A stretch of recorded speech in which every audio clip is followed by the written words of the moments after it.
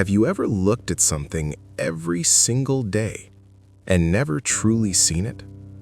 Your child's face, the color of the sky at 6 in the morning, the way your mother's hands move when she talks. We have eyes, but so many of us are blind to what is right in front of us. This story is about a man who lost his sight and only then began to see. Stay with me until the end, because what he discovered in the darkness will change how you look at everything. In a quiet town built along the edge of a river, there lived a painter named Daniel. Daniel was not famous. He did not paint for galleries or wealthy collectors. He painted because it was the only language he had ever truly spoken. Landscapes mostly. Fields, rivers, old wooden bridges, the sky before a storm. People in town would stop at his small window and watch him work.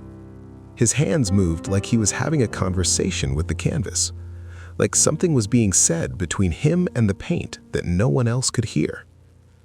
He was 38 years old and he had never been happier.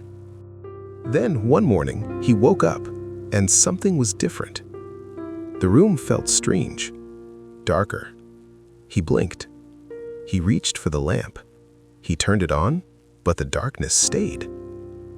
The doctors used words he did not understand. A rare condition, sudden onset, irreversible. Within 3 weeks, Daniel's world went completely black. The first month was silence.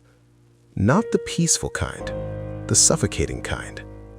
He sat in his studio surrounded by canvases he could no longer see, brushes he could no longer use, colors he could no longer name with his eyes. His wife would bring him food. She would sit beside him. She would try to speak. He would nod, but inside, he was somewhere very far away. He had always believed that he was his art, that his eyes were the most important part of him. Without them, he was nothing, just a man in a dark room, waiting for something he could not name. His neighbors passed by the studio window now and saw nothing moving inside. People in town said quietly to each other, "What a tragedy. He will never paint again." And Daniel believed them. 6 weeks after losing his sight, a woman knocked on his door. A soft knock, confident but gentle. He opened the door. "I heard about you," she said. Her voice was older, calm, like water running over smooth stone. "I came to see if you needed a student." Daniel almost laughed. "A student?" He told her flatly, "I no longer paint." She said, "I know. That is why I came." Her name was Rosa. She was 71 years old and she had been blind since she was 9. She lived alone in a house on the far edge of town, near the old mill. She made pottery. People traveled from 3 towns away to buy her work. Daniel let her in because something in her voice did not allow him to close the door. She did not come to teach him techniques. She did not bring tools or instructions. The first day, she simply sat with him in the studio and asked him one question. "Tell me about the river." Daniel frowned. "What about it?" "Everything," she said. "Tell me everything you know about it." He was quiet for a long time. Then slowly, without meaning to, he began to talk.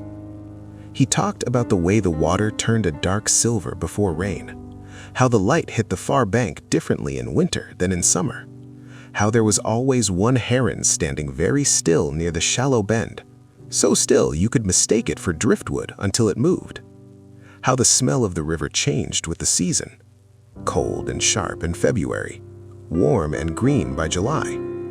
He talked for a long time. When he stopped, Rosa was quiet for a moment. Then she said softly, "You see that river better than any sighted man I have ever met." Daniel shook his head. "I painted it many times. It is only memory now." "No," she said. "Memory is the deepest kind of seeing. Anyone can look. Very few people truly see." She came every week.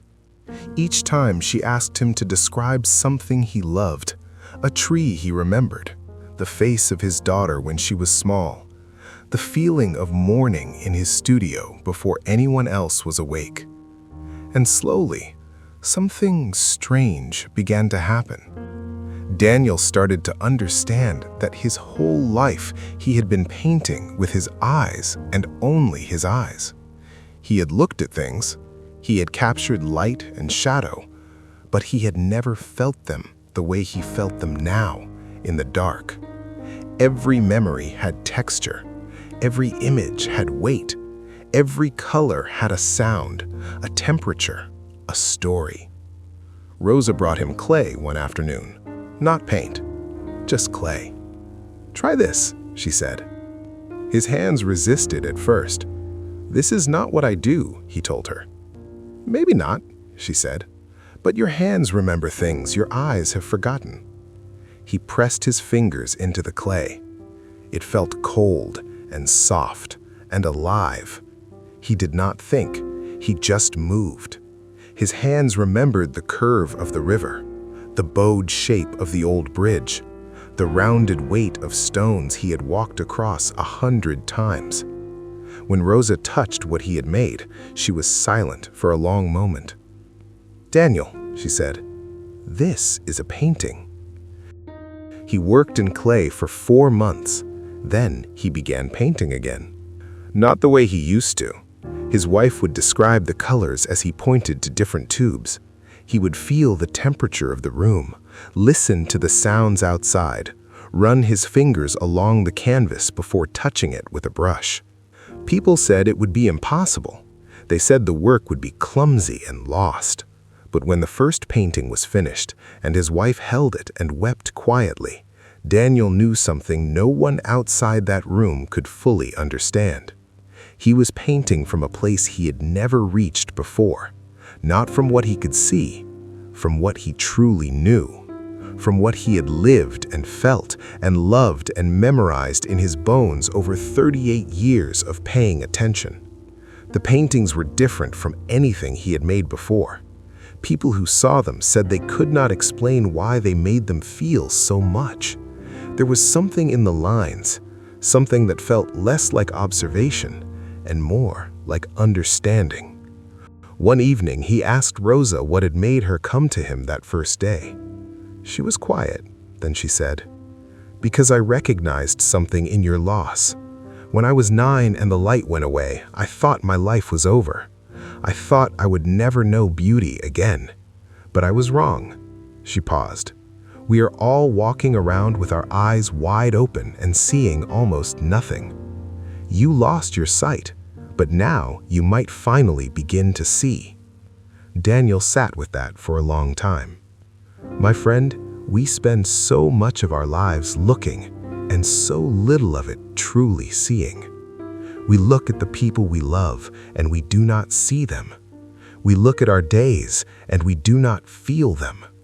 We rush through moments that will never return, searching for something more, something bigger, something further away. But everything worth seeing is already here. You do not need to lose something to begin seeing it clearly. You only need to slow down long enough to let it in. Tonight, look at one thing you have stopped noticing. Really look. Let it tell you something. Let it remind you that you are alive, that you are here, and that this moment, plain and quiet as it is something worth seeing. That is where the real painting begins.